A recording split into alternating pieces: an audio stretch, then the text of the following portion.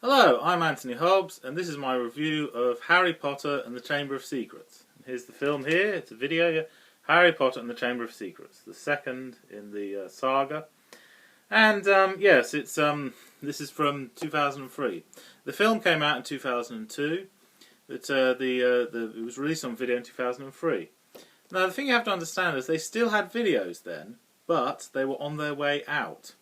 Yes, DVDs were slowly gathering more and more popularity, and by 2004 videos were pretty much obsolete. It was all DVDs then. However, it does say here, this sticker includes extra bonus footage, yes.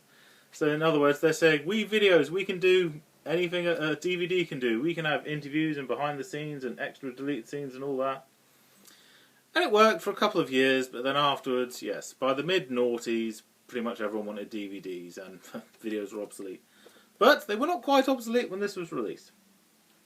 Anyway, I enjoyed Harry Potter and the Chamber of Secrets. Yes, I'd read the book first, and I loved the book, loved the film because it did justice to the book. And I'm glad it... when you do a sequel, you mustn't... you have to get the balance right. It has to be... there has to be similarities to the first one, yes, but it can't be too similar. You can't tell the same story again. It's got to be a new story, yeah. And I think Chamber of Secrets got that just right. Oh yes, and on the corner here it says Year 2, obviously, because it's the second one. But I think they hoped, all the videos would be, all the Harry Potter films would be in videos in a line like that. They weren't, because videos were obsolete a couple of years later, so a bit of sad for videos. Anyway, Harry Potter and the Chamber of Secrets, I like the way it expanded the story, you know. We see some things we hadn't seen before. Like, for instance, when Ron Weasley gets the Howler letter that shouts and screams at him, yeah, we haven't seen that before. And we haven't seen Lucius Malfoy, Draco Malfoy's father, before, no. We haven't seen house elves yet before either, no. We haven't seen those screaming mandrake root things, no. And, oh yes, and we haven't seen travelling magic powder. When you go like that, you shout Diagon Alley, and it makes you disappear and reappear there. And Harry Potter gets it slightly wrong, so he doesn't go to the right place. But yes, we see things we didn't see before. The story expands. And we get to see the home of the Dursleys, so yeah, that's good. That's another thing we haven't seen before, yeah. And also, Harry Potter and the Chamber of Secrets, it's a bit darker and sinister than the first one. But then, that's kind of the point, isn't it? The Harry Potter stories are about growing up. You know, when you're a child, you have a challenge, but it's not too dangerous or too scary, you know. But gradually, as you get older, the challenges get more scary and more challenging, but more rewarding at the end afterwards, yes. So yes, Harry Potter effectively is about growing up, yeah. Okay, I'm going to say some nitpicks here. Some things I didn't like about Harry Potter and the Chamber of Secrets. As you can see, there's Ron Weasley with a broken wand. Yes, it gets broken in the story. And yes, that does make some funny, amusing scenes. What I didn't like was his wand is broken throughout the entire film. I thought, oh, for goodness sake. Come on, this is Hogwarts, the best magical school ever. Surely they could have replaced his wand, you know. It's pretty important for learning magic, yeah.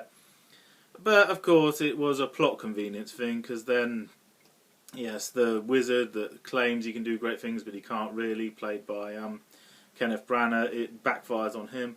But, you didn't need to have the wand broken throughout the whole film. I don't know. The beginning of the film, then he gets a new wand, and then for whatever reason we have the broken wand back at the end for that scene. Yeah, something like that, yeah. The other thing I didn't like...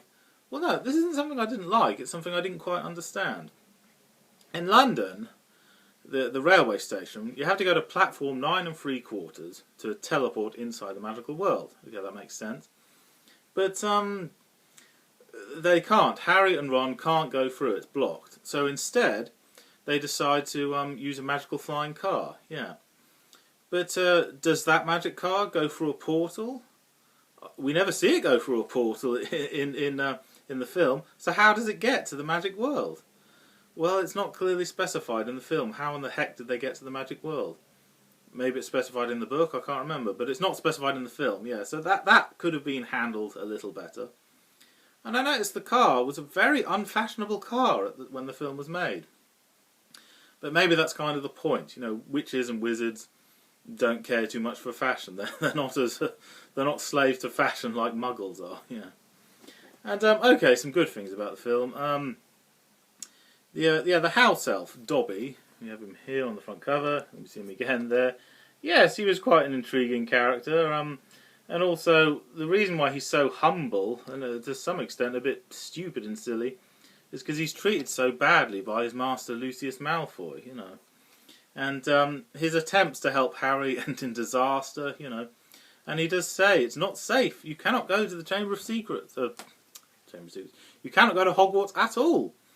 But Harry Potter loves being at Hogwarts. You know, such is his determination to get there, even though his uncle puts metal bars on his bedroom window, his friends help him to break out and he escapes. Yeah, such is his determination, yeah. He'll do whatever it takes to get to Hogwarts. Oh yes, and as I was saying before, I'll finish the thing about Dobby. Basically, at the end, almost at the end, Harry Potter finally works it out. The way to stop Dobby being so silly or so humble is give him his freedom. And the only way he can do that is to trick Lucius into giving him an item of clothing, because he wears a sack all the time. If his master gives him an item of clothing, then he has his freedom. That's the way the system works, yeah. There are many different kinds of elves. Elves that make toys, elves that live in the forest. But in this case, it's a house elf, a servant elf. But if you give him his freedom, he will no longer be the servant of Lucius Malfoy. Anyway, when hang on, let's check this out. He's the comic relief, basically. Dobby's a comic relief, but I'm pleased he wasn't throughout the film. He was just in certain scenes. He would have been not funny, just annoying if he'd been in it too much. Yeah. And the Chamber of Secrets, well, it is the Chamber of Secrets in every sense of the word. Yes, it's a secret compartment thing, a secret passageway in underground Hogwarts, and the creature, the basilisk, is moving through the pipes and everything. Yeah. But more deeper than that, we learn more about Voldemort, his origin, his secrets. He used to be a student at the magical school. Yes, so we learn a lot more about him. He used to be not so different from Harry Potter and his friends, no. So yeah, we learn more about him. And as I said, yes, the story expands. Oh, and something else I liked about Harry Potter and the Chamber of Secrets. The basilisk, if you look into its eyes, you die. However, if you look through its mirror, you don't die. There was another person that didn't look through a mirror, but looked through a camera lens thing, so therefore didn't die.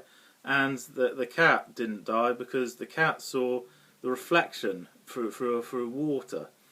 So yes, if you look at the basilisk in the flesh, you die, but if you see a reflection or another way, you don't die, you become petrified. So in other words, there are rules as to what it can and can't do. And that's good, because to make the magic as believable as possible, there has to be rules as to what it can and can't do. So that was good, yeah. And, Ron's sister gets kidnapped, and Harry Potter, his job is to rescue her. And I remember Harry Potter fans thinking, is this a hint that when they grow up they're going to become an item, fall in love and all that, you know? Well, it left all the Harry Potter fans guessing to the end, you know. Maybe J.K. Rowling didn't know herself whether or not they were going to become an item, but she left that hint in there nonetheless, you know. Did he save her because one day he wants to fall in love with her? Or did he save her because he didn't want her to be killed by the basilisk? You know? Yes, yeah. And, oh yes, I liked how Harry Potter, he can speak Parseltongue. He can understand the language of snakes. That explains why he could understand the snakes speaking to him in the first one. So yes, things from the previous one make more sense when you see the second one. So yes, all these things, all these connections together. And yes, I really do think Harry Potter and the Chamber, it's a movie you need to see more than once, because when he has that magic diary, which has the memory of Voldemort inside it, which that's how he's using it to give him life again. I remember once thinking, how did Harry Potter get that diary in the first place? Well, when you see it the second or third time, you see Lucius Malfoy secretly putting the diary inside his bag. Or did he put in the bag of one of the Weasleys, and that's how he ended up going? Well, anyway, the point is, you need to see it twice, at least twice, to understand how it all works. But yes, it's clearly the Harry Potter films have been well thought through to make sure all the connections work. So there's that consistency, yeah. Okay, so yeah, it's a very worthy sequel. I enjoyed Harry Potter and the Chamber of Secrets, the film, very much indeed. Okay, one last shot of the video. There we are. Okay. Oh, and yes. One of the first things that got my attention the first time I saw the film is the voices of the children are all a touch deeper, a tad deeper than before. Because of course Harry Potter and Ron Weasley, their voices have broken. Yeah, yes, so they all talk differently. They look the same, but they all talk differently. Yes, that's one of the first things that gets your attention when you see the film. Yeah. But then again, it's about growing up. Yeah. Okay, that's enough from me. Thank you for watching. I'm Anthony Hobbs, and I'm never bored.